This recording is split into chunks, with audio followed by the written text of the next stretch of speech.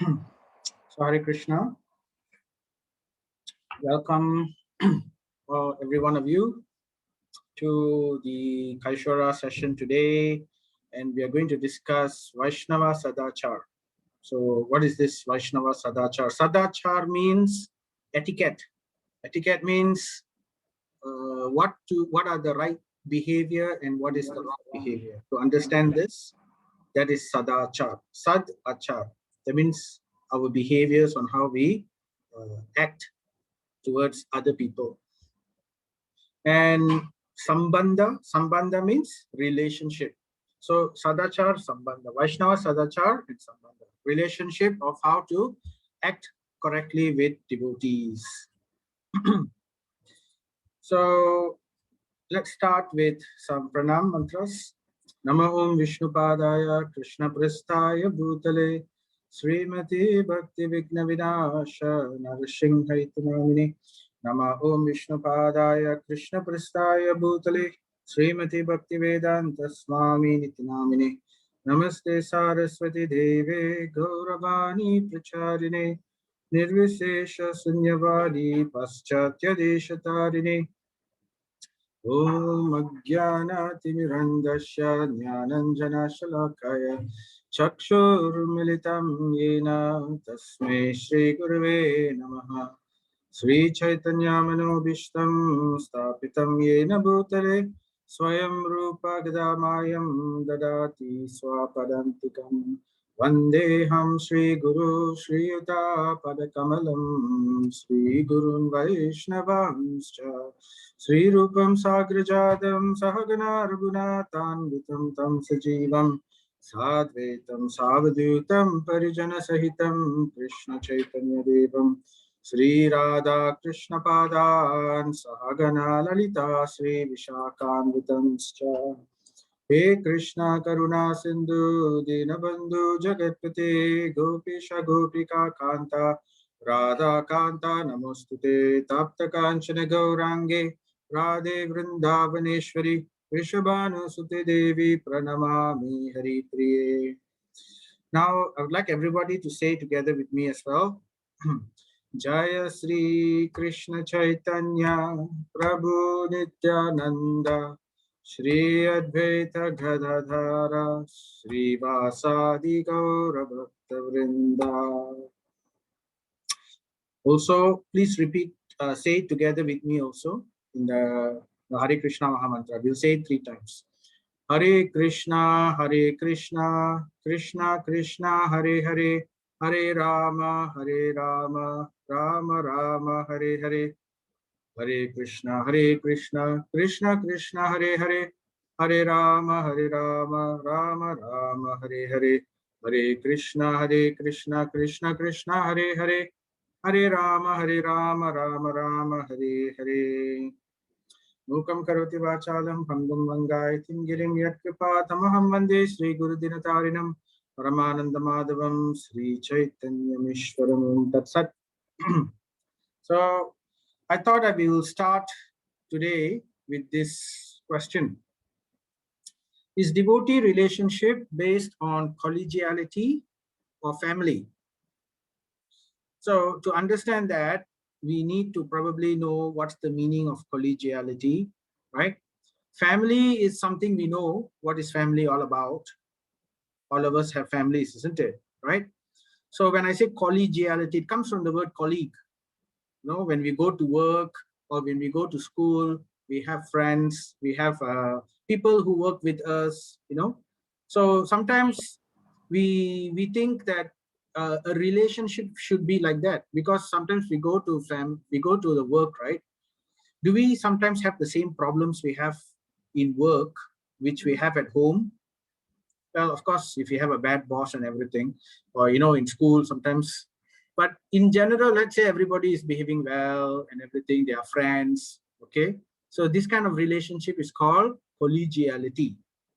So talk about collegiality. Now, collegiality is like this. It's like an example here, right? So two people come and they join in a get together. So here one lady comes and sits here, and one man is sitting here, And then this lady says, one nice thing about professional development days. No, these are like days where people from different departments, they all come together and they meet with each other. Like, for example, if you're in school, you meet with different people from different classes, and then you all get together. So she's saying, one nice thing about professional development days, it gives us a chance to catch up. I haven't seen you in weeks. How's teaching? 7 periods straight going. So this is between academicians. So she's asking this guy, you know, you're teaching so much, of course. I heard you're teaching a lot. Okay. So how is it? I've not seen you. It's so nice to see you. It's so wonderful. So all these things they say. Then this man will say, oh, I yearn for that sweet embrace. So he says like that. I yearn for that sweet embrace. So what do you think? Do you think what he's saying is something positive or negative? Any response, anybody? Can't hear, it's a bit soft. Check your volume and increase your volume, then you can speak. Any idea? His response, he's responding, right? When someone asks you, oh, you're so nice and how's things? Usually what will they expect you to reply back? They will reply back, yeah, we also fine, everything is great, everything's nice. This is how people will expect you to reply. But this guy, he didn't reply like that. He says, my life is horrible. I went for that. It's, so horrible. Everything is so bad. So this is what he's saying. So it's obviously negative, isn't it? Right? So what happens? As soon as he says something negative, this lady, she doesn't know how to react. And she says, oh, well, okay, great. That's great. Now, is that the thing to say to a person when he says like that? And then she says, okay, I'm going to go sit somewhere else now. So she takes off and she leaves. So this is what collegiality is all about, right? It's, your external mask, which we put in public. At home, we are different and whatever we are going through. But when we go in public, we put on a show. It's like a show. So whether things are good or not, we have the status quo to live up to, right? So this is what is called collegiality. Everything is nice and wonderful as long as you are also nice and you are also not going to create some kind of problem for me. Now, why did this lady move away? Anyone wants to say?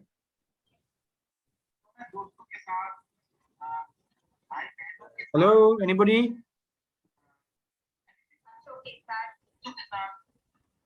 Hello?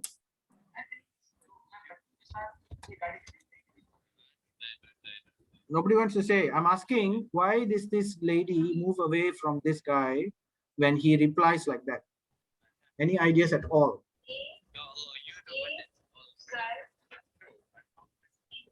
Something is wrong. I'm not able to hear you. Just a moment. Can you hear me? Yeah, I can hear you. I can hear you. Drona, are you trying to speak? Because I see your mic is on. Or maybe you can chat actually. Because it's very, very soft.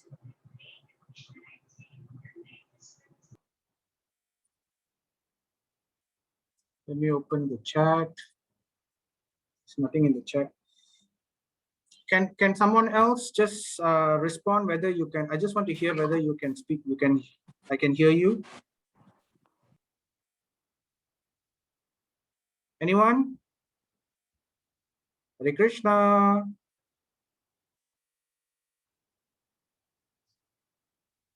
Answer loud. Hare Krishna, can you hear me? Can you hear me? Can you hear me? Okay, there is an answer. Okay, Shubha can hear me. Okay, great. Okay, so fine. There is one answer from Prahlad. She says that because she doesn't want to waste her time hearing his problems when she thinks she has better things to do. Okay, that's a good point, right? Because most people, when they ask you, how are you? They are not really interested to get into your problem. They just, it's like a nicety, isn't it? It's like, oh, how are you? By God forbid, they say, okay, no, I'm not fine. Oh, okay, you're not fine now. Okay, I'm going to pretend I didn't hear that. This is how people usually say. So this is what collegiality is all about. You know, the moment they find out something is wrong with you, you know, they will feel like, you know, get it together. What's problem? What's the problem? It's okay. It's all small issues. Just get things done. And then they will say, okay, if after saying all these things, you know, you're a colleague, right? You're all in a group together. You're all in a team together. And if you're not able to get it together, then the next thing they will say to you is, you're holding us back. They'll say things like this, right? This is collegiality. And then after that, still if you don't buck up, then they will say things like this. You are disturbing the whole functioning of this whole thing, right? And if you still don't buck up at this point, right, then they will come and tell you, if you don't get it together, we will replace you. So this is what collegiality is all about. So you need to ask yourselves whether is this the type of relationship you want to have with someone. So, you know, last time I had a session with all of you, isn't it? There was one session we talked about what are we all really looking for in life. Do you remember that session? How many of you were in that session? You can click your hands, raise your hands if you have, or send any kind of reactions to me to show me that you're alive. Okay, I got one hand raised. All right. Venkat, Vindan. All right. Yes. Thank you. Hi, good to hear from you, Vindan. You remember that session? I had a session. Okay. I had a session previously on what are we all really looking for. So anyway, if you have, Okay, ba. Okay, ba. Ito ba? Okay, I'm going to mute you, Sadhana. So if you have anything to say, you can unmute yourself again. All right. So I asked you previously if you are going to, if you want, what would you wish for? What would you want? Right? Remember the wish, the genie, and the wish. Sorry to interrupt, Prabhuji, but can I request the participants to rename yourself, please? Some of you joined through your parents' account and everything, so just rename yourself, huh? Okay, thank you. Yeah. Okay. So I remember the genie. Remember I asked you this question, what would you wish for? Right? So many of you would have said so many other things. And then ultimately I had a session where we said that ultimately we are all looking for happiness, right? Because we say different things because we think those things will give us happiness. So ultimately we are all looking for happiness, right? Some of you will say peace, but why do you want peace? Because you want peace so that you can happily enjoy things without interruption, right? That's why you want peace, isn't it? So therefore, ultimately, we are looking for happiness. And then if you also remember the session previously, I said how the highest happiness is actually something which we get from relationships, right? So it's relationship which is going to give us the most happiness in this world or even in the spiritual world, because that relationship is with Krishna, the perfect person. So based on this relationship, now there are two models to follow. We can either follow the collegiality model. If you have just joined, right? The collegiality model is like a friendship model. Like, you know, you have colleagues in office or in school, right? And that's collegiality model. So this is all the aspects of collegiality. They are all very nice to you as long as you are nice to them, right? And ultimately, what are they looking for? They are basically, their fundamental idea in this relationship is this point here. How can I use you, all right, in a nice way, all right, but how can I use you to get what I want? So that's what colleagues are all about. So, you know, if they have their ambitions, they have their goals. So as long as you think the same way I think with you, so therefore we can be friends. But the moment I see something problematic, I'm going to leave you and I'm going to go somewhere else. So that is collegiality. So the idea is like the weak link. So if you are the weakest link, then it can be replaced. So this is collegiality. We don't want this, right?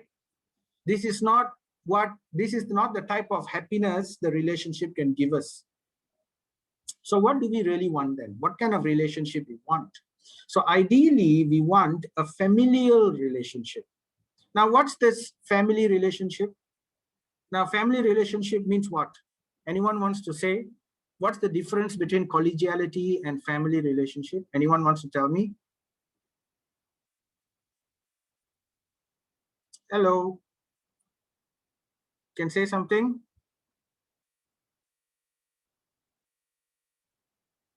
Not asking very difficult questions, am I? What's the difference? Anyone? Doesn't matter if it's wrong. I mean, it's your opinion, right? It can be wrong. Upachara, can you try?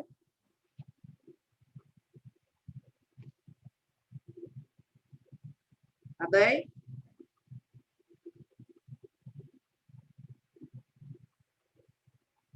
Are you all there behind your screens?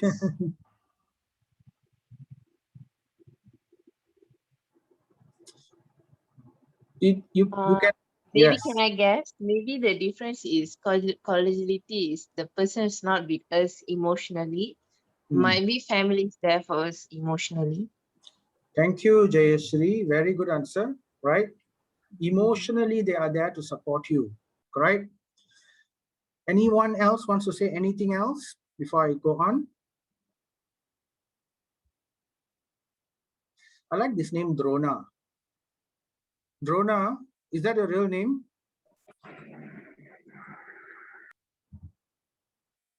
Very intriguing. Dronacharya, very powerful personality. Yes, he says yes. Can you give us an answer, Durga? Okay, Prahlad says family would not want to exploit you. Okay, exploitation. Yes, that's a good point also, right? Also, there's one more thing family will not say to you. One very important thing family will not say to you. Colleagues can say, you know, okay, you're like this, you know, remember how the lady got up and went away? Now, if you don't like your mother, or if you don't like your father, or if your father doesn't like you, I mean, they may like you, it's just like temporarily you may have a problem. Temporarily you may have an argument or something like that, okay? So can you say like that lady, you know, okay, I'm going to go now look for another mother or another father or another brother? No, right? Right? So the point is they will never say that you are replaceable. So this is what family is all about. You cannot replace them. So when you die, they will come to you. They will come to your funeral. Before you die also, when you are in suffering, when you are trapped in the alone, when everybody leaves you, flies away from you, they are the ones who come and help you, right? This is generally the ideal of family. They don't forsake you. You know, you can have a cracked brother or a extremely silly sister or a very, very crazy uncle, right? Or you can have a completely bonkers auntie who comes and terrorizes you and makes a nuisance of themselves, right? But it's just temporary, and you know, you will not replace them. You can't also, even if you want to, but anyway, the point is when things thick or thin, you come together, right? So this is what family relationship is all about. Now, sometimes we will have problems in a family relationship. Now, that one is not the problem with the model. The model between collegiality and the family, anytime we would want to choose a family relationship, right? We would want ideally that kind of relationship, right? Where people don't think that you're replaceable, that people don't think that you're the weakest link, that we don't have to work hard just to ensure that we are there, right? We want people to accept us in all our situations, isn't it?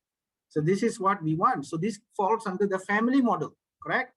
So this is ideal. So sometimes it may not work out, but this is today's discussion. We are going to give you ideas and tips on how we can make it work out. But first, we must get it clear what we want. We want family relationship. So this is what we want to have. Also in our society, in our ISKCON society, amongst devotees, we cannot think that only my father and my mother and my uncle and my auntie and my brother and my sister and my dog and my cat are my family. We cannot think like that. So that is very narrow-minded. We have to open our view. So all devotees are also part of Prabhupada's family, isn't it? Right? So therefore, we have this example. Now, even a family, just like an example, this is a pole. Have you seen this picture before? This type of picture? This is a pole.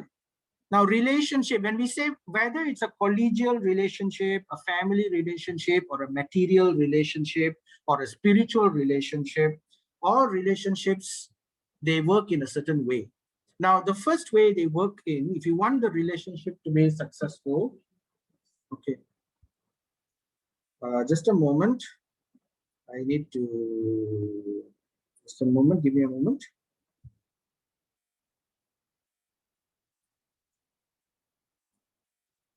Okay. Right. So in any kind of relationship, you can say that a relationship are like certain things, few different things. I'm going to show you a few different pictures of what a relationship is like. So the first thing I want to show you is the relationship is like the pole.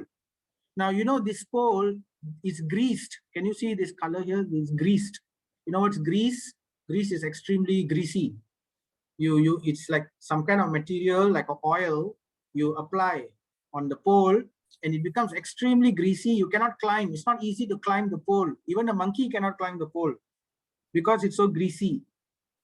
So they have this kind of competitions in different parts of the world. It originated from India, but this is in Italy, and they also have in different parts of the world. So it's like mostly they do this as a team building competition. Now, the thing is, they have a pole and it's greased, and the challenge is you must go to the top of this pole and you must bring down some of the goodies which they have hung over there. So this is the challenge. So how can we do this? It's not possible to do this alone, because the moment he climbs, the grease will ensure that he slips down. So it can only be done in a team, right? So like this in a picture here. So this is a picture of how one can reach the top of the pole. So it's teamwork. You have different people. Any of you done this in your life? Some of you may have done this kind of challenges. I don't know. I have not. So anyway, Like when you have, yes? Is it like team building stuff? Yep. But I'm talking particularly Yeah, about this one, this greasy pole challenge. Have you done it? I've seen. So it's not physically possible to do this alone. In fact, it has to be done by a team, but even then also not all the time it's so easy to achieve. So it takes a lot of coordination. It takes a lot of sacrifice. You see, the people at the bottom, they are not the ones who are climbing the top to get the glory. They are there to support you so that other people can climb on top of you and press you down, and then they can climb on top of you, and eventually a lot of coordination, careful support, then they can eventually reach the top. So a relationship is like the greasy pole. So you have to do it together. So similarly, like when you want to go back to Godhead, right? Do you think that we can go back to Krishna by stepping on other people, by turning the deaf ear on people who are devotees, but when they come and say they have a problem or anything like that, we turn a deaf ear? So do you think we can reach Goloka in that way, no matter how much we chant or how much we do? Because these things are meant to actually transform our hearts. And it has to come to the point where we feel compassion for others, isn't it? So therefore, a relationship, there's a lot of factors inside. Okay, now I don't want to talk too much here. Let me go to another one. A relationship is also like a ripple on the pond. You know, this picture here I'm showing you is like a pond, a body of water.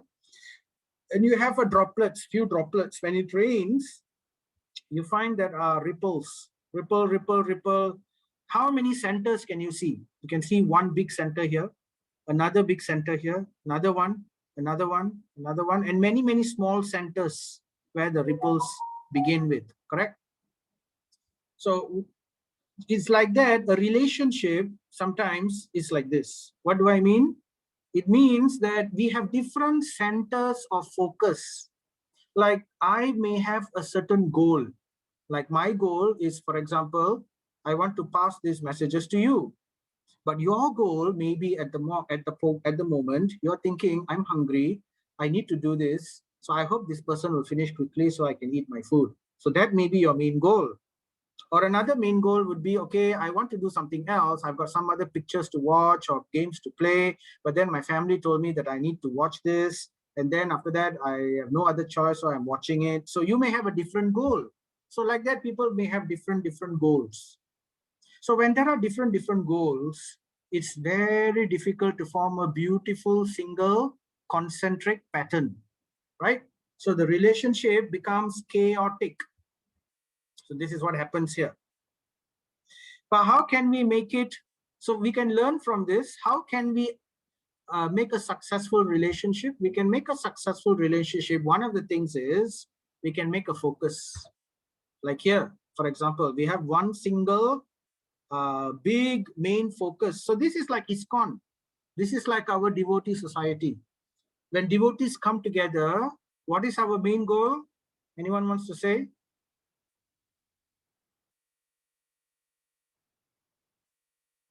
What's our main goal when we come together in ISKCON? Go to Krishna Loka. Okay, but you know, even scientists want to go to Krishna Loka if they can accept it. But what is it that we really want to do? What do we do in Krishna Loka? What qualifies us to go Have back? a relationship with Krishna. Devotional service. Yes, we want to have a relationship, but what type of relationship? Master servant? We are the master and Krishna is the servant. So we want to have service, right? Like how Jayshree said, we want to have service. So the central focus in ISKCON is mainly to serve Krishna, to have Krishna in the center. So that's the key. If we put something in the center which is common goal to everybody, then we can form concentric circles like this. We can form a nice pattern. But still, you can see there are some other small centers still. Why? Because we are not perfect yet. So we still haven't completely accepted Krishna as the main goal, right? So we have our small goals. We still have our karma. Karma means our lust. I have my lust. I want to do this. And then we still have our matsarya. Matsarya means envy. We see other people doing well. We don't like it. Only I must be a good devotee of Krishna. Other people shouldn't be a good devotee of Krishna. You know, like that. So matsarya. And then moha, illusion. And then krodha, anger. Mada, this is madness. Lobha, which is greed. And so these kind of things are sometimes still part of us. We know theoretically we shouldn't, but very seldom we actually think about it, even in ISKCON. So therefore, we have all these problems. Like when someone says, go and we need kirtan in the temple, for example. We need kirtan in the temple. And then there are let's say there are 6 great singers. And then there are 5 expert mridanga players and 5 expert kartal players. So then what happens? The question here is, I want nice, sweet kirtan for the pleasure of the Lord. So all this, then what will happen? All the mridanga players will come together and bring all their mridangas, and all the kartal players will come together, and all the singers, they will, you know, let me sing. I want to sing. Why should you sing? You shouldn't sing. I should sing. So then it's not about, the idea of pleasing Krishna takes a second stage, and the idea of pleasing ourselves take the first stage. You see what I mean? So that's the problem. So we have to avoid these things. We have to be very careful to understand what would work best for Krishna's pleasure. Sometimes we may have many opinions, like, you know, but if a certain opinion or if a certain idea is not something which is well accepted or difficult to be executed, we shouldn't be thinking, you know, it's my way or the highway, right? Sometimes we feel like that. So what we need to do is we need to see what will work best for Krishna under these circumstances, and not so much to please myself, is to ensure that Krishna is served best. So even if I can do a very nice service, I rather give it to another person if that person's service will please Krishna better. You see what I mean? So this is the kind of thinking that we will have to think about. So we have to avoid things like labha. Labha means gain. Even in seva, we may think that I'm doing this because I want to get some gain. I want people to recognize me, right? And then puja. Puja, I want people to come and follow me. You know, how many people follow me in my whatever social media, whatever. So the more they follow, the more popular I am, the more I'm happier. So these kind of situations are not really very conducive for a familial relationship. This is more for collegial, temporary. Pratishta. Pratishta is another problem. This one is like saying, you know, only I can do this. Nobody else can do this. Like he only can do so nicely. She only can cook so beautifully. No one can make barfi like how you can make barfi. So we want to get that kind of recognition. So that is called pratishta. It's not so much about what pleases Krishna, right? So that is something which we have to avoid. So slowly, as we are performing devotional service and as we are chanting and hearing, we can purify these other ripples, and eventually, in an ideal situation, in a perfect spiritual society, we can have the full focus on Krishna. So Gopal Krishna Goswami says, friendship amongst devotees can be achieved if there is one focal point. So that's what I was trying to say. Huh? That focal point is Krishna. Then there will be friendship. If there is friendship amongst devotees, then the Supreme Lord is pleased. So here's another important point. The Supreme Lord is sometimes more pleased with our working together mentality, the mentality to work together, rather than the seva itself. So the unity is very valid. So later I'll tell you a story about that. So similarly, Prabhupada, he created ISKCON.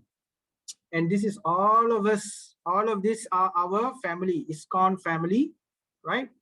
And he built this for the whole world to live inside. So you can quite imagine all the different types of people that we're going to get. Now, sometimes it's difficult to stay in one family with a cracked brother or a crazy sister or a mad uncle, right? But when we have so many of these coming together and living in ISKCON, right, we may feel, oh, it's so challenging. But we don't have any choice, because this is what Krishna wants us. He wants us to ensure that we build these beautiful relationships. He wants to see if we can work together with a single goal, even in our current situation. If in the material world, we cannot even bring ourselves temporarily to work on a single point and keep our differences aside, how are we going to do this in the spiritual world? So this is the culture that we are training here. So therefore, it begins with good relationship. So sadachar, very, very important. Ultimately, our behavior and our relationship within each other. So it's like this. It's like an airport. Now, why do we want to come to ISKCON? Okay, let's assume all of us take ISKCON as the ultimate goal. Now, when I was talking about ripples, right? It's very important that we choose the correct objective. Now, in a ripple, we may have many objectives, right? One may feel like I want to get material success. Another person may feel I want to get what I call recognition. Another person may feel I want to become very rich. And then there is another bubble, which is I want to go back to Godhead. I want to serve Krishna. Now, one by one, we have all come to ISKCON. So I'm going to make the assumption that we understand that going back to Godhead is our ultimate goal, and this is the main goal in our lives, okay? Whether or not it really is depends on our faith and how much we hear, right? But I'm going to assume that all of us have this. So now we will focus on that one single goal, which is Krishna. Okay. So having had Krishna as the goal, why we have Krishna as the goal? So we come to ISKCON because we all want to go back to Godhead. We want to come out from this material world. So just like when we want to take a trip, when we want to come out of Malaysia, where do we go? We go to the airport, right? So in the same way, when we want to come out of this material world, we go to ISKCON. So ISKCON is like an airport. So in this airport, there are many aeroplanes and things like that. So ISKCON, we have many spiritual masters and all that, but ultimately it's all controlled by Srila Prabhupada, the main airport master. Okay. So now, in this airport, we are waiting in ISKCON, right? There are certain rules and regulations. When you go to the airport, what you need to do, you need to go through security, you need to check in your luggage, you need to go on time. There is a certain period of time you need to go, and you need to have your passport. So in the same way, in ISKCON, we do our chanting, we do our, Ekadasi fasting, we also behave in a certain way to other people. So this is etiquette within the airport. We do worship. So now, then we decide to get serious in spiritual life. We get initiated and all that. So then we take off. We enter into one of the aeroplanes. One of the gurus become our master, spiritual master. And then we enter into this, or let's say we enter into a temple. And then the temple is taking off. So it's flying, right? And it's flying. And are you alone in this aeroplane? Usually you're not alone.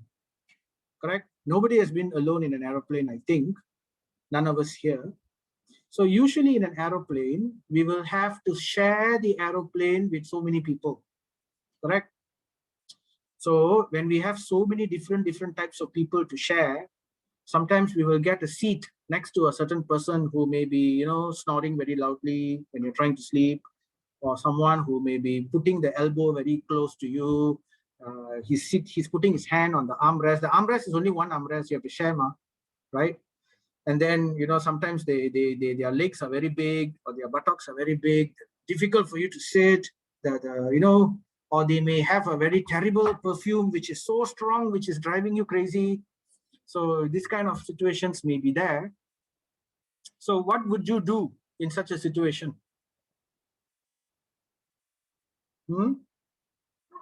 What would you do in such a situation? If it's a major problem, if the guy or the girl is disturbing you, if he's purposely coming and poking you and making fun of you and trying to cause a menace, that's a different story. You can call, right? Okay, hello, this person is disturbing me. But if let's say this person is not disturbing you actively, he's just, just the way he is, what would you do? Anyone in this experience before?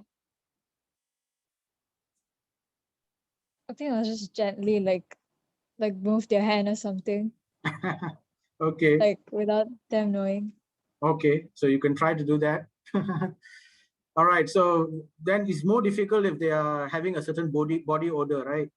That's a bit harder to what you can do, you can put a face mask maybe.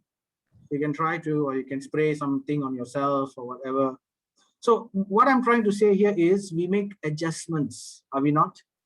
These are adjustments we make. None of us will say that, oh my God, I cannot stand this guy next to me, so let me get out of this plane. None of us will do that, will we? That's because we know the plane is our anchor. We have nowhere else to go. If we say that the guy next to me is obnoxious and I want to just run away, so I want to jump out from the window and come out, so that is crazy, of course. But that's because we know so well that the aeroplane is our safety. So in the same way, we have to have the conviction that ISKCON is the boat or the aeroplane which is going to bring us out of this material situation and bring us back to Godhead.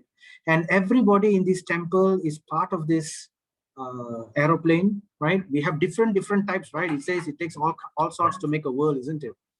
So we have different types of people. Some we may get along with, some we may not get along with, some we have problems with, some we may not have problems with. But what do? We try to make adjustments, right? So this is also what relationship is all about. So we have to understand, in a relationship, like in a family, like in a ISKCON relationship, we have to have this idea. We have to firmly feel that exiting is not an option. That's all. So the other option remains to us is simply we have to adjust. So this is what we need to do. So adjusting sometimes can be irritating if we forget that we have no other option. So we may adjust for some time, then suddenly we feel like, that's it, I had it. Enough adjustments, I'm leaving.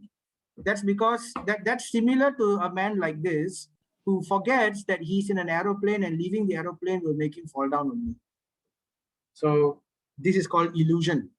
So we must not forget this. We must be very fixed in our focus. So when we are very fixed in our focus and very fixed in our goal, right, then we will not allow these minor adjustments to distract us from our direction. Another example is like in a train. You go in a train, sometimes you have a compartment in a train. So you may have 10 people or 5 people sitting in the same compartment, right? So you will try to adjust. You will not want to get out halfway and say, okay, that's it. Forget my destination. I don't want to go to my destination already. The journey itself is intolerable. Forget the destination. Will we ever say like this? We will adjust. So that's my point here, right? So another saying here, a relationship is like a house. So I've mentioned a relationship is like the ripple in the water. It's like the aeroplane. It's also like in a house. When a light bulb burns out, you do not go and buy a new house. What do? You will try to fix the light bulb. So we have to have the same idea about a relationship. Why we don't buy a new house? We can if you're arrogant, but Krishna doesn't like that. He wants us to work with our own relationships, which God has given us. We didn't choose our relationships, at least those we are fixed with, right? But this has been arranged according to providence, and we have to make the best out of it. So now how to do that? How to do that? It sounds difficult. Oh, so how to do this? So we have to remember few things. One thing is, number one, we have to remember clearly we have no other option. We have to like it or not. This is the way back, right? And jumping out is like jumping out of the aeroplane while it's in the sky. So remembering that, we also cannot expect other people to be always nice to us and everything. So because not everybody knows what's the right behavior, not everybody knows, not everybody is inspired to behave well with you. So what do we do instead? We can either spend the time in the aeroplane, like for example, if somebody is causing us problem in the aeroplane, we can either suffer in silence throughout the journey, or we can shift our mind, shift our perspective, distract ourselves in a different way, tell ourselves different things, try to be positive. So these are the things we can do to our mind where we can make a difference. So therefore, this quote comes, be the blessing for others the way you wish others to be for you. So it begins with us. Sometimes if you are very, very, very lucky, it will begin with other people. The other people will start the blessing first. But you know, when we are not, when other people are so nice, sometimes we make the mistake of either taking them for granted or not appreciating them, right? Because we ourselves are not in that mood. And then when it's lost, then we regret. So therefore, it's not a good idea to wait for other people to do it first. So we should do it first. We should be the blessing for others. Now, everything you imagine in a relationship should be, right? Try it. Try being that to the other person and try to follow this for a good period of time and see how your relationships change. See how your relationships improve, right? So this is the idea behind relationships. Very key rule. two key rules. Number one, no option. Number two, it pleases Krishna. No option and pleases Krishna is the same thing. Number three, okay, then I will say the next one is we start with being the blessing first. How do we do that? That's why we are hearing all these things. We want to tell you how to be the blessing. We want to learn how to be the blessing. So another way to understand relationship is, you can see here, this is a clock mechanism. Inside a clock mechanism, you see so many different things, isn't it? And they all work beautifully together to result in perfect precision timekeeping. So this is clock mechanism. So relationship is also like a clock. If we are the good gear, then other people will see us and they will also try to be the good gear. And in this way, it becomes a COVID situation. One infects the other infects another. Just like smile, do you know smile is infectious? If you smile, naturally, other people will also start smiling. So it's not only COVID which is infectious. Smile is also infectious. And we can also get infected by good behavior. When we see how wonderful a person is, we can also try to be like that. So that's why when someone asked Radhanath Maharaj, His Holiness Radhanath Maharaj, in a television interview, one person she asked him, the world is so full of horrible things, so full of all kinds of crazy people, all kinds of miserable things are happening in this world. Do you really think, Swamiji, that you can, that what you are doing can make a difference to this world? And then the Swami replied, now Radhanath Maharaj said that the difference begins with setting our example. When we set the example, the whole world can change, depends on the sincerity of how we follow. Just like by Prabhupada's example, there was a revolution in the West, and there is a revolution going on still in our Krishna consciousness movement, right? So the power of one single person, and now we have many single persons who are as powerful in making these revolutions. So let us all become also like that and begin with our single, each of us, we have our single scope of relationship, our family group, our circle of friends group, or whatever in our devotee group. So let us be that, right? That's the idea. Now, how to do this? How are we going to do this? So now let us go to the mechanics. Let us go to the mechanics of how to have a good relationship. Okay, before we go to the mechanics, let me tell you one more thing about how a relationship is like. The relationship is like a yagya. Now, you have all gone for a yagya or seen a yagya or participated in a yagya and everything. Now, most of you might not like a yagya because yagya is, hot. It's if it's in a cold place, it's nice. But anyway, it's very important. Yagya is there for a reason. So yagya means sacrifice, right? Yagya means sacrifice. So it can be fire sacrifice or whatever.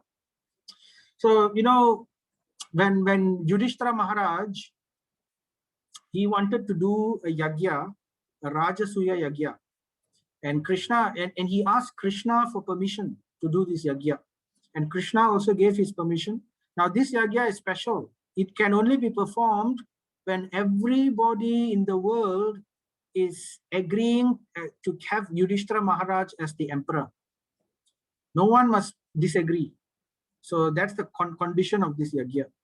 So in other words, everybody must have one single focus. One single focus.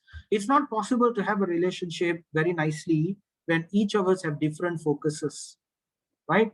So when we have one single focus, we can work towards that focus. We can pour all the ingredients into that one single fire instead of having multiple fires and split ideas, right? So that is yagya. So now in this Sadachar yagya, the yagya of good behavior or Vaishnava etiquette. Now what is involved in this yagya? Now in any yagya, we will have, of course, as I said, you need prosperity and you need unity, isn't it? You need everybody to work together to have a single goal. Then we can begin this yagya. Like in a family, what will be the single yagya, the single goal in a family? In the family, they want everybody to be successful. They want the father and the mother will provide for the family. They have their duty. The father and the mother have a certain duty for the family. The children have a certain duty to ensure that they are doing, either studying properly or serving their family properly in their business or whatever. So ensure that the family is together. In those days also, amongst the Chinese family, those days, amongst the Chinese, family honor is very, very strong. You all have watched Mulan? Any of you? You might have. So if you remember, family honor, they are trained in such a way that the father, grandfather, mother, sister, child, son, all of them will work to keep the family honor together. They will not one of them try to break it in any way. So it was a very good point. So sometimes it may be taken to extremes because if it's not Krishna conscious linked, right? But the idea is there. These are mode of goodness. So there has to be unity, one single goal. So in ISKCON, we have Krishna as the goal, right? So in any yagya, we have several components. Number one, we have brahmanas, right? We have brahmanas coming in, isn't it? Now, in a relationship yagya, the brahmana is like the respect. Now, brahmanas are the topmost echelon, the topmost of the society in the varna, right? We have brahmana, kshatriya and all that. The topmost is brahmana and they are given the highest respect. So the brahmanas are necessary for the yagya to go on. Without brahmana, no yagya. Forget yagya because there is no brahmana. So that's how important brahmanas are. So similarly, respect is extremely important in a relationship. Without brahmanas, without respect, forget relationships. There cannot be relationships without respect, right? So how to know this respect? We will talk about it a little. And then brahmanas alone not sufficient. We also need ghee, right? We need fuel. We need to pour the ghee inside. It cannot be any other. We cannot put kerosene. You have to have ghee, which is not easily obtained, which is something which has to go through some number of processes. You have to take cow's milk, so many liters of cow's milk, and then you have to convert that into yogurt, and then you have to churn that yogurt, and then from there you get the fat, which is heated and heated and heated until it becomes ghee. So can you imagine the amount of, and that small amount only you get. So this ghee is poured into the fire, is burnt away. So what does that mean? It means ghee in a relationship is like your opinions, your personal strong opinions. Now, a lot of people, when they come into certain groups, right, WhatsApp group or whatever it is, they like to give a lot of their opinions, very strong opinions. They like to push. Like, for example, now Chaturmasha is coming out. So they will say, oh, you must do like this, like this, like this. You must do like that, like that, like that. These are all your opinions and they push it very strongly. So this kind of opinions make it very uncomfortable for certain people who are staying in there, right? So therefore, in a relationship, we cannot afford to have strong opinions, especially if we see another person is not too happy with it. So therefore, we take these strong opinions and we pour it into the ghee, into the fire of sacrifice. We sacrifice it for the sake of relationship. So that's another important point. Okay. And then we also have, now brahmana is there, ghee is there. What else do we need? We need to know how to do the yagya, right? We need to know first you do this month, first you say this. After that, you need to put this wood inside. Then after that, you need to take this ingredient and toss it into the fire. Then after that, you need to do a certain mudra like this, right? Then after that, you have to, these are upacharas. These are called upachara, the ritual. So the ritual, it deals with this is basically the types of various different things. I will talk about the ritual in detail in a while, but let me skip to the ritual of a relationship. In a relationship, there are certain rules. So the ritual here refers to rules. Like, for example, you must wear single cloth. Unstitched cloth in a yagya. Did you know that? In a yagya, you cannot wear stitched clothes. You have to wear unstitched clothes. That's why people wear sari or people wear dhoti in a yagya. So, and also in a yagya, you have to be clean, right? You have to be bathed and fresh, wear tilak and things like that. So these are rules. So there are rules also in a relationship. So I will talk about these rules in a while. Now let me go to the next one. Then we also have mantra. Mantra, the Brahmana has to say the mantras.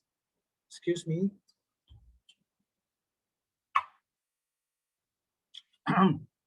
So they have to say the mantras. Now the mantra is like our speech. In a relationship, nobody has a quiet relationship, right? There will be some speech here and there. So there are some things on what to speak and what not to speak. So we will talk about that also. It's also like this, mantra also has to be pronounced properly. The words and the mantra has to be clear. So when we say mantra, it also means communication. So communication and speech. So first of all, there are rules for speech, yes. But secondly, whatever we speak, let it be heard properly by the next person. If we say curry and someone hears lorry, then it's not the right thing, right? It will create a problem. So we must ensure that what we say has been understood correctly by the other person. So that is communication, effective communication. And there we also have how to speak and what not to speak. We'll talk about that in a while. And then mantra, okay. We also have heat, right? If you sit near a yagya, how do you feel? Do you enjoy? There'll be smoke, your eyes will tear, there will be heat, but actually it's good for you, right? Because a lot of oxygen is being generated in that yagya kund. And this very, very interesting. Sometimes so all this you have to tolerate. So in a relationship, the heat is like the tolerance to anger. You cannot allow anger to come inside a relationship. If the anger comes, it's like fire. The fire has to be controlled in a yagya, right? You control the fire in the yagya, do we not? We don't let it grow too much. We don't let it grow too much. We control it. So therefore, the heat is like, we have to tolerate it also. So we control and we tolerate our anger. Tolerate, not only anger, tolerate many things. Sometimes people, they will make use of you. They will come, they will sit on you. They will say things. Sometimes all this is to be tolerated. Because why? Why is because we have the goal. Remember, no option. You are in the aeroplane, you cannot jump out. Number two, because it pleases Krishna. Krishna wants to see our unity. That actually is the main point. We cannot hope to go back to Godhead if we cannot even tolerate these things. So that is number two. And like that, we have to learn to accept. So in a yagya, there is also grains. Now, you don't just pour ghee only into the fire. You also put grains into the fire. The ghee is the fuel. The grain is the feeding into the fire. The feed. You feed all the auspicious articles, right? Nice fruits we put inside the fire. Bananas, grains, the oblations. I should change it. I should not say grains. I should say oblations into the fire. So these grains are like the varieties of things which we put into the yagya are the varieties of dealings we have with devotees and with people that builds a good relationship. So I'll talk about that also. And in the end, what else do we have in a yagya? Now, all this yagya takes elaborate preparation and takes so much of effort. So we also, money alone is not sufficient. We also need time. Yes. We need to spend our time so that we can collect all the articles, arrange everything nicely, and go through the entire Upachara and complete it. It will easily take a few hours. That's for a small yagya. Big yagya will take many hours. The bigger the yagya, the bigger the time investment. So similarly, in a relationship, remember, relationship is like a yagya. It is also something which needs patience. So you need to have patience and you need to give it time. Then it will eventually come. So these are the aspects of, so try to remember it this way. It helps us to remember relationship is like a yagya. These are all the articles. Now let's go through one by one. Okay, not one by one. I will just go through some of them. Some are quite easy to understand. Now, when we talked about Brahmana, remember the first thing I mentioned, Brahmana? Brahmana is akin to respect, right? So respect, how do we give respect to people? Now, in Kali Yuga, it's all very topsy-turvy. So that according to the scriptures, according to the Vedas, Puranas, there are categories of respect. The first thing that we should give respect to is age. So that begins even from the family. From the moment we are born, and when we are young in our family, we need to learn to give respect to people who are older than us. Now, all cultured family will understand this, right? Most of the time, Indian families, we have this culture, even Malay families and all, Chinese families also, but now, in fact, all families, it's just that now in Kali Yuga, due to westernization, because in Western community, this culture of respect is very much lacking. They call their father and their mother by name sometimes. So, you know, this culture is missing. And due to a lot of exposure to westernized culture, so we lose our idea of what is this respect. Now, this respect is important. You want good relationship. That's why the Western society, their relationships are all very, very bad in general. The highest rates of divorce, the highest rates of family breakage, the highest rates of the child will not even look at the mother and the father. This kind of situations are there. Whereas in Indian households, still they are holding together. So respect. Age, it begins with age. So it has to be given. An elder brother has to be respected accordingly. Krishna gave all respects to Balaram, right? Whenever he gets something, he will present it first to Balaram. When he got the jewel, the Shankachuda demon, when he killed him, he took the jewel and presented it first to Balaram out of respect. So the more the person is elder to us, the more we have to give respect. Then sometimes we say, you know, but some elderly people, they behave so childishly, they behave in such a crazy manner, how to give respect? Now, that one all is internal. In Kali Yuga, people don't act their situation sometimes. Yes, it's true. But still, externally, we have to give the respect. Yudhishthira Maharaj gave respect to Dhritarashtra, even though Dhritarashtra was one of the main causes of him to lose the kingdom, to lose themselves in the gambling match, is because Dhritarashtra told Yudhishthira to gamble. That's why Yudhishthira Maharaj didn't go against Dhritarashtra. And therefore he did it, but he kept looking at Dhritarashtra.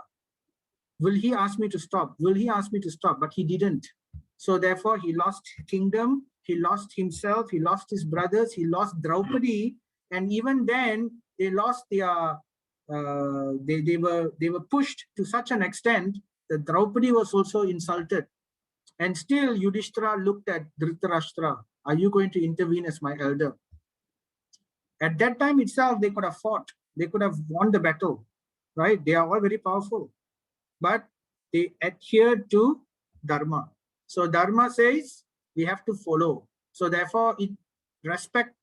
Here we are talking about external. At least externally, you may not have to follow exactly what they say. If what they're saying is not correct, but respect should be given, right? So that is first thing. Second is material wealth and position. So now in Kali Yuga, this is the first and only thing respect is given to, wealth and material position.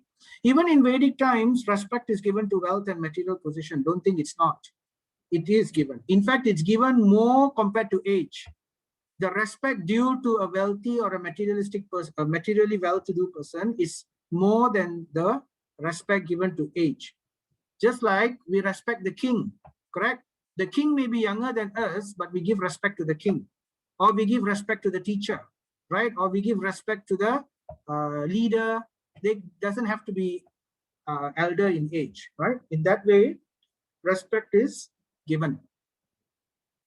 But more important than wealth and material position, more important than age is knowledge. So if a person is knowledgeable, more respect is due to that person. So this is the category. This is basically the step-by-step category of how respect should be accorded to people. So this is also true in a relationship. It's there. If we ignore it, it is to our peril that we ignore it. So we have to be careful about it, right? We should not ignore it. Diksha. The fourth one, more important than knowledge, is spiritual initiation, Diksha. So this Diksha overcomes all of the other things. The moment one takes Diksha, right, that takes precedence over all the other aspects. And this is established by Chaitanya Mahaprabhu himself. And finally, we have renunciation. A realized person, a realized soul, or so a person who's very advanced in spiritual knowledge, that means a senior in Diksha, that is given the highest, renunciate especially, like sannyasis and all that, they have the highest gain in respect. So this is the category of how we give respect to people in a relationship, in anywhere. Whether they are in a relationship or not, it has to be due to this. However, we should also remember that Vaishnavas are never to be judged materially, right? So the moment they take Diksha, the moment they are becoming Vaishnava, we give respect due to all these things. It's still there. We still give respect to all these things. But remember, Diksha supersedes all of these. But nevertheless, right, we do not judge them materially. We don't come and say, this Vaishnava is diseased, so therefore, I don't want to be with him. Or that Vaishnava is, very poor, comes from a third-class family. I don't want to be seen in such a company. If we say like that, we commit offense. So a Vaishnava is never to be judged according to his birth, according to his body, according to his features, or whether it's ugly or beautiful or whatever. He cannot be judged according to education also. He cannot be judged, but respect is still due according to all these things. You have to know the difference. Judgment and respect is two different things, right? It doesn't mean we disrespect people who are uneducated. It means that we, amongst a bunch of people, if somebody is more educated, we give even more respect. So there is never a lacking of respect. No question of giving no respect. Respect is always there. It's just a matter of giving more. That's all, right? So this is how it is. And in Vaishnavaism, as long as he's a Vaishnava, he's given all respects, irrespective of birth, wealth, material position, or knowledge. So here's something from the Vaishnava Etiquette Manual. Now, this respect is a very big topic, right? I won't have time to finish it today. So I will ask you to read the Vaishnava Etiquette Manual. It's not so much, it's just a few pages only. You can easily finish it in 10-15 minutes. I will send you the Vaishnava Etiquette Manual later, right? So in there, one of the things it says, well, how to give respect to devotees, or to respect to age, wealth, any of this, right? Rising from one seat when a superior approaches. So if you deem somebody as superior to you, according to age, wealth, knowledge, Diksha, renunciation, or Vaishnavism, or whatever, if you deem that person to be superior, if that person approaches you, one should rise. One should not remain seated, especially all the more so in an impudent manner. So that is culture. Identifying oneself by name and offering greetings. We should offer the junior should offer the greetings first to the senior. So that is how the culture is. We should not expect them to say something for you and just ignore them and what tatahu only. So all this is not respect. Offering obeisances. This is also another anga of respect. Okay. All right. So Let me go to the next point. Upachara. So as I said, Upachara is rules and regulations, a lot of do's and don'ts. So it's not so much about do's and don'ts. The do's and don'ts are important, but the spirit is also important, right? So sometimes people become so upset with the do's and don'ts that they kill the spirit. Somebody does something wrong, they attack the person in such a way that it kills the spirit of the do's and don'ts. So Upachara is very important. It must be there. It must be taken care of. It helps us to actually, the purpose of Upachara is to actually keep the spirit intact. That's the whole idea behind. So Upachara here, it represents to the do's and don'ts. There are many do's and don'ts, but I will just limit it to how do we recognize seniority? How do we relate with people based on seniority? How do we relate to different levels? For example, if we meet a senior devotee or anybody who's senior, right? Either in terms of age, either in terms of wealth and material position, either in terms of knowledge or in terms of initiation or in terms of renunciation, any of these, when we meet a senior, our attitude is humble servitude. So that is the behavior and the correct mind frame of attitude. There should be humble servitude, right? So how to do this exactly? I will ask you to look. There are many examples in the scriptures, so many stories. Next time you hear any story, try to analyze those stories from these aspects.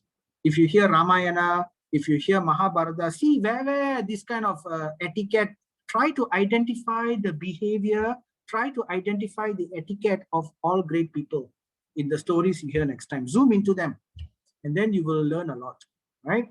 So then amongst equals, what about equals? Amongst equals, those who we deem are in the same category, right? We have friendship amongst them. And friendship here means we don't have envy. We want to be free of envy. When somebody does a little better, oh, I don't like this person. I won't tell him these certain things. No, that's not the idea, right? Genuine, sincere friendship. That is what we want to do. And then what if we meet anybody who's junior? So now you are the senior and you meet junior people. At that time, what will we do? Will we come and penalize the people? Oh, you didn't follow etiquette. You did not rise up and stand when you saw me approaching. See, you are wrong. So the senior should show compassion. He should not expect. Somebody wants to say something? Okay. So one should not expect that respect. Remember, Trinat api sunichana. Okay, that one we all know. Humbler than a blade of grass. Taror api sahisnuna. More tolerant than a tree, we all also know. Okay, but of course it's difficult to do still, but we know it at least. But the other two, right, amanina manadena is very difficult to do. And not many people know. Amanina manadina means giving respect to other people and expecting no respect for yourself, right? So as a senior, we should not expect other people to respect us. So if someone fails to follow etiquette, we should not put that person down or shout at them or say anything like that.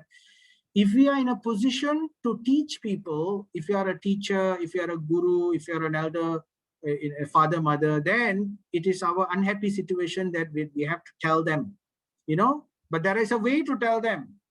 So we will talk about that in a while. So this is aspect of compassion. We need to give compassion to people so that, anyway, this is what the expectation is from the Supreme Lord. You want to be devotee, this is what we need to show, Upachara. So to learn all these finer details, kindly read the section which I'm going to send you. I really hope you will read it. Otherwise, if you don't read it now, you'll forget about it. So I will send it to you later on, okay? So I'm going to tell you a short story. This is also something to do with dealings with people and also about respect. So once there was a bunch of swans You know, swans, their picture here, swans, there are different colors of swans. Mostly they're white, right? A whole bunch of swans. They're very graceful, they're very nice, and all very nice in behavior, in character. And then there was also a crow. So there was also a crow. Somehow, by good fortune, this crow became friends with this group of swans. Someone introduced this crow, and then the crow became friends with all these wonderful groups of swans. And the crow will usually hang around. It won't stay with its own crows. It will come and hang around with swans. And the swans are so humble, they are so nice, that they make the crow feel that as if the crow is part of them, that they are almost like family. And then the crow, after taking this association, unfortunately for the crow, he did not take the right type of association. He did take association, but he became proud in his heart. He felt that I am special because amongst all the other crows, I alone managed to penetrate into this swan family, and I am now very close to them. So he used to go and boast to all the other crows. He used to be, you know, and there was some kind of there's pride in this crow. So the association went in a certain, it was not received in the correct way. So anyway, while associating more and more, eventually the crow became a swan amongst the crows. In fact, when he went back to his crow family, some other crows will say, oh, look, the swan has come. Let us give respect to the king of crows, who is like a swan. But actually, he's a crow. He's not a swan. But because he's mixing with so much of swans, the other crows are calling him a swan out of respect. But hearing this so many times, the crow started to think, I am also like the swan only. So like that, he became very puffed up and proud. So one day, these swans, you know what swans do? They migrate, right? They go from one area to another geographical area. So one day they all took off, and then they told the crow, we are going to leave. If you like, why don't you join us? So the crow, the swans took off, but then the swans did tell the crow, but you know, your wing is very short. Our wings are very large. We have very, very far to travel across the water. We are going to a different continent. So I don't think you can join us. But the crow was very proud. He said, no, I can fly, you can fly. What's the difference between us? I'm also like a swan amongst all of you. So therefore, he also decided to cross the continent.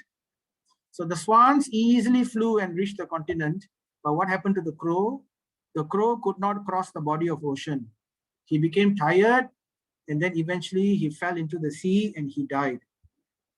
So this is the story to highlight to you the aspect of Maryada Vyatikrama. It's a very important point in etiquette. So in a relationship, sometimes a junior may associate with a senior. We may associate with senior devotees, and the senior devotees, out of their kindness, any type of senior, out of their kindness, they may make you feel very at home. They may make us feel that we are also like them. But we should not be like the crow. We should never forget that they are nevertheless senior and we are nevertheless junior. We should never forget that distinction. So if we forget that distinction and behave in a certain way to the seniors, then we commit this offense of Maryada Vyatikrama. Very dangerous offense, something like Vaishnava Aparad. So like practical examples. For example, we are doing a seva, a service, and then another senior comes. He's there, and then that senior is also known to do that kind of service. So in front of that senior, we are trying to show off, or we don't bother, we don't even look at that senior. We completely ignore him and we continue doing our service as if it's very nice. So this is not the right etiquette. The etiquette should be when another senior is there, we should ask the senior's permission. Even though we are doing the service, we should tell the senior, by your permission, can I continue? This is correct etiquette, right? Otherwise, it will look like we are like the crow. This is how Krishna will view us. So sometimes, you know, there is so many different types of services. I will not go into the details, but there are many things we can see. For example, doing simple seva like flower decoration or cooking or singing, bhajan, kirtan. We should always take permission from existing seniors who are there, and then we should do it. Not just come and sit there. Oh, it is, it's my right. I've been told I will do it, and I'll ignore the rest of them. We have to work through blessings. The more we take blessings, you know the story of how Balaram killed Roma Harshana? Now, in the beginning of Bhagavatam, Roma Harshana was sitting and giving Bhagavatam class. And then Balaram walked in. And this Roma Harshana was thinking, all the sages are there. I am the one giving the Bhagavatam class. So therefore, I don't need to get up from my seat and offer respect to Balaram. So I can continue giving my Bhagavatam class.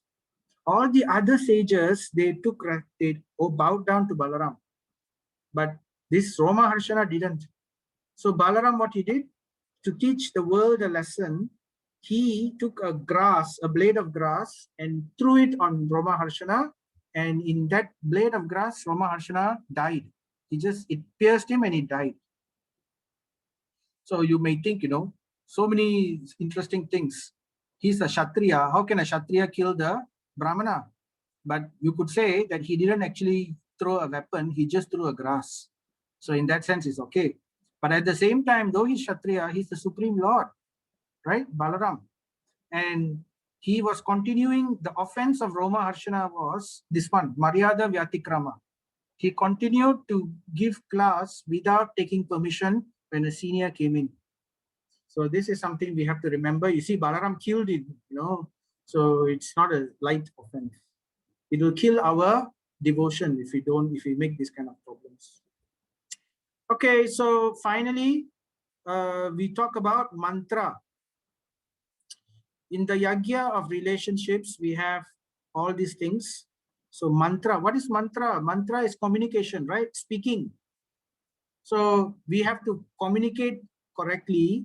At the same time, what we speak in a relationship is important. Remember this verse from Bhagavad Gita?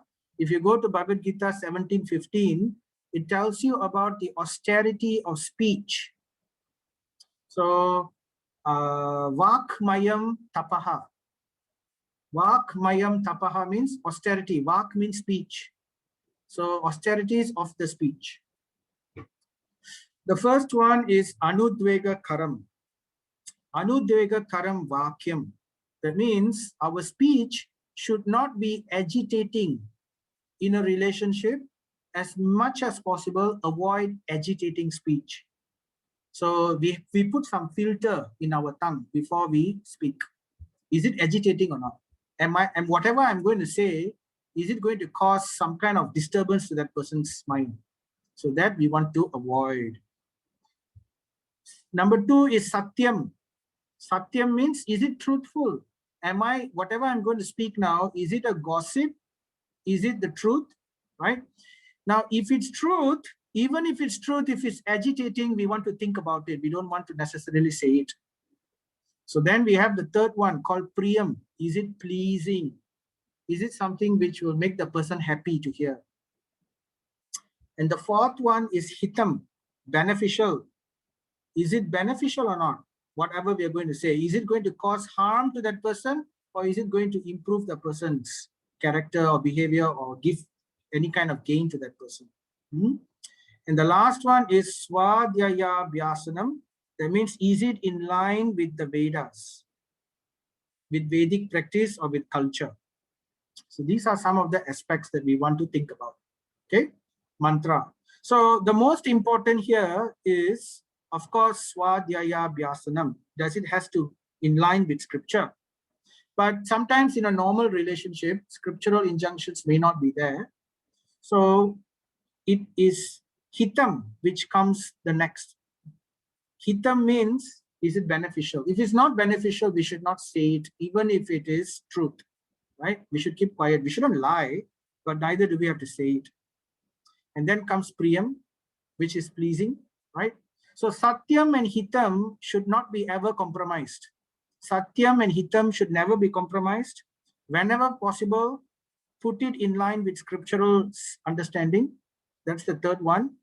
And as much as possible, make it pleasing and not agitating. So this pleasing and not agitating is not something which one can do all the time, because if you are in a position of a teacher or a parent or a leader, not all the time one can do Anudvega Karam or Priyam. So these two are optional, but still one should try our best. But the other three, Satyam and Hitam especially, is compulsory. So we have to ensure that this is followed carefully. Okay, so these are therefore mantras. Mantra also we have to say, right? In a yagya, we cannot simply say wrong mantra, wrong pronunciation. It has to have the correct meter. So like that, the correct pronunciation, the correct meter, the correct, what do you call, at the right time, you have to say it. So in the same way, relationship is also like a mantra, right? In the yagya, the speech has to be carefully guarded. So if you do all these things nicely, expertly, then the yagya will be successful and we will get the benefit of that yagya. And ultimately, it pleases the Supreme Lord. So therefore, how to get sadachar perfected? The sadachar can be perfected if we hear, and when we chant, the more we hear about these things, the more we will understand, the more we chant, it will purify our heart so that we can do these things easily. Eventually, we will hit it, right? So that's the idea. So Prabhupada says the greatest problem in spiritual life is Vaishnava aparat or Vaishnava aparat generally. So Vaishnava etiquette means how to avoid that. This is Srila Prabhupada's statement. So I wanted to end with a story, very quick story. You know, the Pandavas are very, very dear to Krishna. And nobody in this world has gone through the type of relationship test like how the Pandavas have gone through. You would see the Pandavas, they were tested. You know, in Bhagavad Gita, when Arjuna sees the army in front of everybody, and then he says, how can I fight? My father figures, my grandfather figures, my teachers, my uncles, my friends, my in-laws, my son-in-laws, cousins, basically everybody in a relationship circle is ready to fight with Arjuna and the Pandavas. Can you imagine the type of relationship trauma that they have gone through? But despite all of this, despite so much of testing, now Pandavas, they married Panchali, Draupadi. If two men were to fight against one woman, you know, sometimes friendships are destroyed, so many things are destroyed. You know, Helen of Troy, people fighting over a single woman, and so many people are killed. An entire war is started because of Helen of Troy. So in the same way, this is Draupadi, more beautiful than Helen of Troy, 1,000 times. And married, taken by Arjuna by the, Arjuna won her in the Swayamvara, given to her in charity. And then when he came back, he told Kunti, his mother, look what I have brought with me.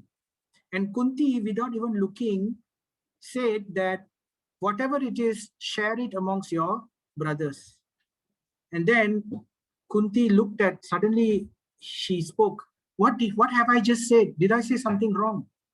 And then Arjuna was stunned when Kunti Maharani said this. Draupadi is to be shared by 5 brothers. But you know, Kunti Maharani was given a boon previously that whatever she says, she cannot speak lies. It's not possible for her to speak lies. So then Kunti Maharani was thinking, I spoke like this, I cannot take back my words. It cannot be, it is not dharma for me to take back my words. But at the same time, I was promised that whatever I say will be dharmic. It will not go against dharma. So how? So then at that time, Vyasadeva also came, Narada Muni also came. So they all eventually told the Pandavas, there is no sin in this. This is ordained by the Lord. You have to marry Draupadi. So therefore, one by one, they all married Draupadi one by one. And, you know, to have one single wife with 5 husbands, you know, men, they all have their ego, right? So how can they tolerate this idea? So 1 wife, 5 husbands, sure recipe to cause problem in the family. You can ask anybody. Sure recipe to cause problem. Yet, the Pandavas were so united amongst themselves that they came up with strategies, they came up with models in what to do and how to follow to keep the unity amongst them perfect and beautiful. So therefore, there are many incidences. We don't have time today to speak about all that. But in so many trying circumstances, the brothers never fought against each other. They were fully united behind Yudhishthira Maharaj as their leader and completely accepted Yudhishthira Maharaj's decisions because they all were directly, completely given into dharma, upholding dharma. They were into upholding virtue. Why? For the pleasure of Krishna, because that is Krishna's expectation. And that's why Krishna wanted to throne Yudhishthira Maharaj as the king of the world, because he was completely devoted to virtue. He was Dharmaraja himself. So in such a situation, even in this trying situation here, I'm showing a picture of how Yudhishthira Maharaj was forced to gamble. He was forced to stake himself and lose. He was forced to stake his brothers and lose. He was forced to stake his wife and lose. And his wife was brought into public and insulted and disrobed. And still, he held on to virtue to not cross the etiquette of going against his elder, which is Dhritarashtra. And though the decision of Yudhishthira Maharaj was very painful, Bhima couldn't tolerate it. He couldn't tolerate it. It was so painful. But yet, ultimately, they all bowed down to Yudhishthira Maharaj's decision. And what happened? Krishna was pleased with all of them. And they were able to achieve their kingdom eventually, and they ruled for so many years. So therefore, unity is very important. In fact, Krishna came and told the Pandavas, I am so happy with you, mainly because you are all so united. Your unity is so amazing. He says that in the Mahabharata. He tells that to the Pandavas. So we can imagine how this is so important to devotees, right? And it's a very crucial element in relationships. So finally, I'll end with this statement that relationship is also like a book. How is it like a book? Because it takes years to write a book beautifully, but it takes mere seconds to burn it. So we should be very careful about burning relationships. So that's another point we should, and therefore it is important for us to try to follow these yagya principles, which I have mentioned, right? So to keep our relationships beautiful, and remember, it begins with us. We begin, we show it, we establish it, and then eventually the Lord becomes pleased by our sacrifice. This is a sacrifice for the pleasure of the Lord. So with that, I'd like to end. Hare Krishna, thank you very much. Sorry to take up your time, exceeded again. Let's see if there are any questions in the chat.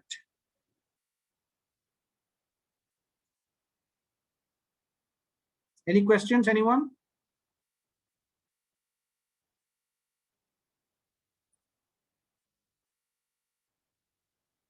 Anyone wants to add anything or say anything or have any questions?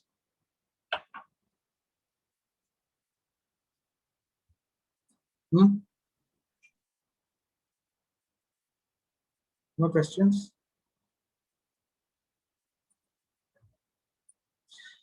How to get the strength to do all these things that I've said? Anyone wants to say how to get the strength to do all these things? How to do these things?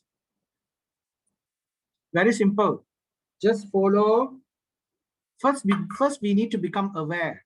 First, we need to have the knowledge. And how will the knowledge come? Yes, chanting the holy name. By following bhakti, the processes of bhakti, the bhakti processes will purify our heart. And the bhakti process also includes hearing. Remember? Hearing and remembering. So when we hear about the beautiful etiquette practiced by the devotees, we will also chant and we will eventually practice this and remember this so that we can practice it. Remember Shravanam, Kirtanam, Smaranam, and then Padasevanam. So we hear first what is the right etiquette, what to do, what not to do. Then we chant Hare Krishna and do Bhakti Seva and purify our heart and bring ourselves to a position where we can do these things. And then we remember Smaranam. Because we have heard and because we have chanted, we can remember what to do and what not to do.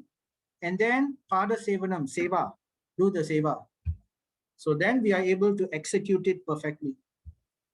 Okay? So that is how we do it. So it always starts with hearing. We must hear about what is right and what is wrong, what is to be done, what is not to be done. So that's why hearing is very important. We must know. So knowledge comes from hearing, right? So Hare Krishna, any other questions? If there are no other questions, then we will say Vanchakalpa Tarubhyascha Kripa Sindhubhya Evacha Patitanam Pavanebhyo Vaishnavebhyo Namo Namaha. Jai Srila Prabhupada Ki. Thank you everyone for attending.